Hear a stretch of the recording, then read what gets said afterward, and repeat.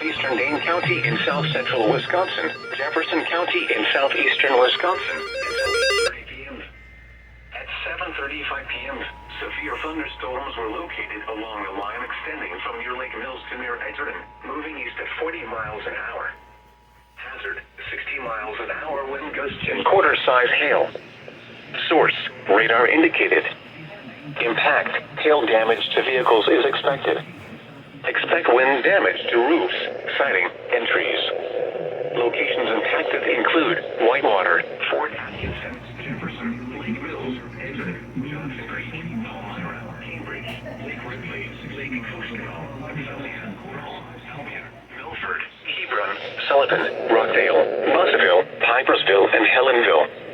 A tornado watch remains in effect until 10 p.m. for south-central and southeastern Wisconsin. For your protection, move to an interior room on the lowest floor of a building. A tornado watch remains in effect until 10 p.m. for south-central and southeastern Wisconsin.